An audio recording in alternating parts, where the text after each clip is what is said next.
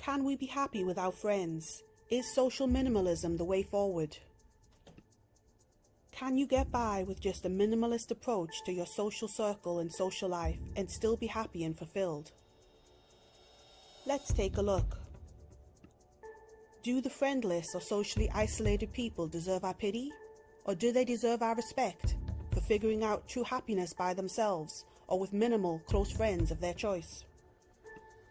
Typically, we celebrate the blessing of friends. For many people, having more friends means more options to socialize and for social gatherings. But for the social minimalist, having fewer friends has its benefits and blessings. And for the more extreme version of this, having no friends may be the best option if you want to get ahead and succeed in life. But can we be happy without any friends? Do we need friends? If friendship is based on trust and treating people well, this may be where some of us find issues with the whole friendship thing. Because does anyone truly have your back? Will your friends catch you if you fall? Or will they turn their backs? We live in a very selfish world today, and as you get a bit of age and experience under your belt, you realize that some of those around you are perhaps not there for your best interest. Let's be honest, lots of people are just out for what they can get. True friends allow us to share our ideas about the world and our experiences. Friends can help us out when we're having a difficult time and can lend an ear when we need someone to listen to our problems. So yes, real friends can be good for us, as can a supportive romantic partner. Of course, being a part of an influential social circle can have major benefits, such as opening certain doors of opportunity for us, or even introducing us to influential people, which may be hard to get if you're a loner or not part of the group. Many of us, especially so in younger years, spend much more time with and around people, including living with people. Such as living in the college dorms, living in a student house that you share with others, or just a young adult living with roommates. Now, depending on who you select to live with, this can be the best time of your young life, or truly awful if you're living with insufferable people. This is when you can learn that being in and around other people's energy and daily habits can throw off yours. Sometimes this can be a good thing, especially if the other person has good habits. But oftentimes it can be a bad thing. The person is perhaps disrespectful of your time, place, or personal items, is unclean, makes too much noise at awkward times such as 3 a.m., or has a bad attitude, etc. And this is someone that you have to live with every day. Not fun at all.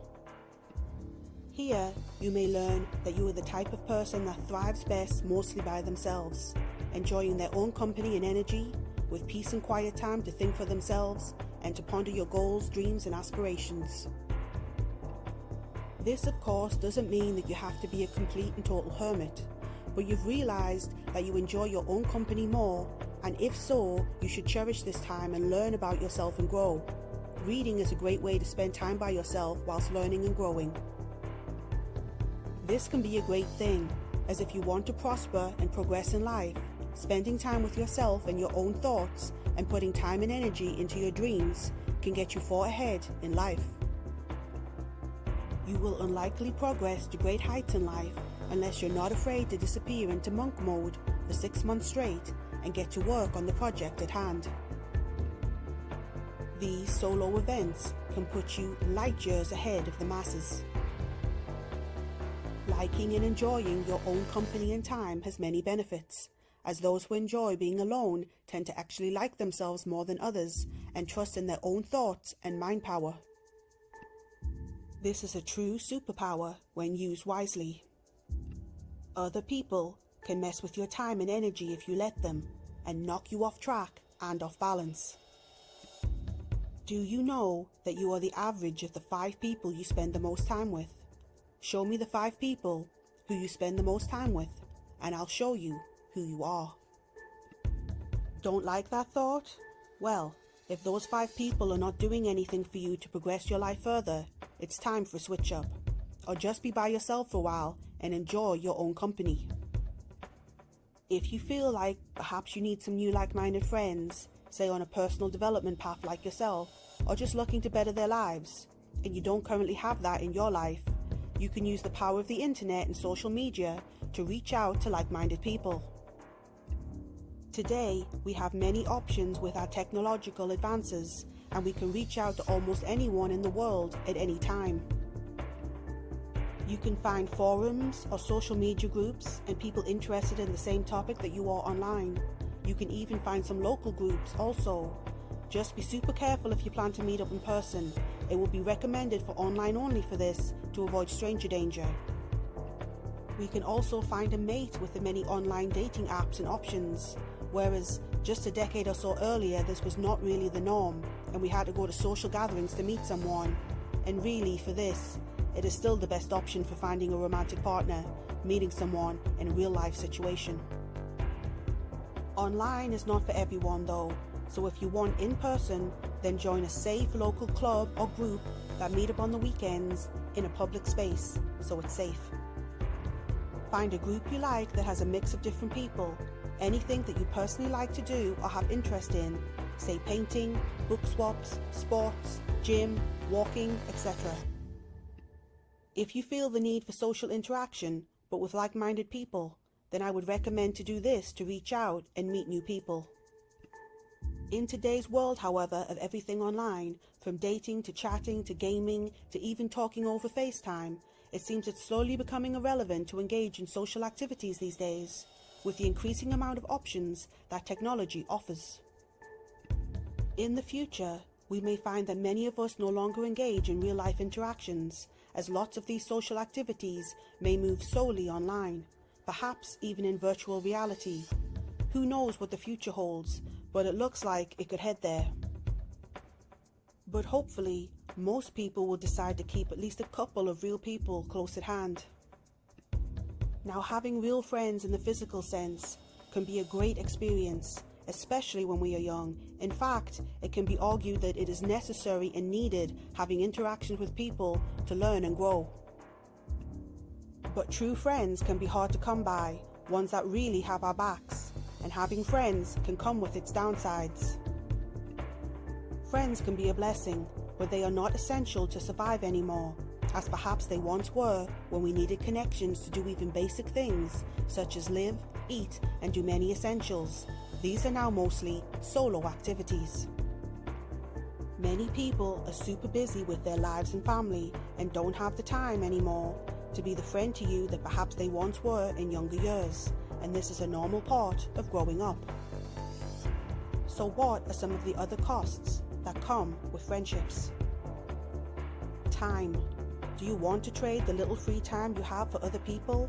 Many choose not to, at least on the regular. In fact, many people prefer to spend their free time to themselves or on creative pursuits that they enjoy. Energy. If you've got a job, business, partner, family, then likely after you've devoted time to all of that, you're tired. Weekday nights for most people mean spent in front of the TV eating with perhaps their partner or just themselves. Friends is more of a weekend-only thing, because who has the energy? Resources. Socializing requires money in most cases, and staying home is cheap or free. Nights out can add up in a hurry. Even going to the movies have crazy prices today. Conformity. Do you reveal your true self to your friend group, or are you wearing a mask? Most of us are wearing a mask to cover our true identities and thoughts, to at least some extent, including every time we step outside, so this is likely a yes. Having to conform to whatever the social expected standard or groupthink is can be exhausting, especially if you're the type of person that thinks outside the box. The truth is, we can only truly be ourselves in solitude. Some friendships can even be a misery and disappointment, especially with those people who do not have our best interests at heart. So if you need company, be sure to do so with the friendly and wise, rather than with the unintelligent and miserable, because if you can't find the right ones, it is truly best to just be alone, or at least until you do find a true one. Many people have friends just for the sake of having friends. This is not doing you any good. Don't surround yourself with useless and destructive individuals. You don't need toxic friends. You need to understand who is good for you in your life and who isn't. Far too many people are holding on to toxic friendships because they are afraid to be alone or afraid to be exiled from the current friend group. Some people will deal with, put up with, and even prefer destructive behavior from people because they fear so much to be alone. You don't need to depend on the herd or be part of the ridiculous herd mentality. Just take a step back and don't be afraid to do you alone or with a very few who are truly walking the same path with you. If you are not afraid to walk away from situations and people that are no good for you and engage in alone time where you can access your own thoughts, to work on your own plans and dreams, you will achieve much greater heights than the masses. Again, you don't have to go full hermit on everyone. Just pull back a little and engage more in working on yourself and appreciating your own time and/or making more time for your true friends and eliminating the negative ones. Don't be afraid to wander alone. It's lonely at the top for a good reason, but if you learn to value your own time and thoughts, you're never truly alone. The entire universe is with you when you are brave enough to pursue your own unique path. Thank you for watching my YouTube video.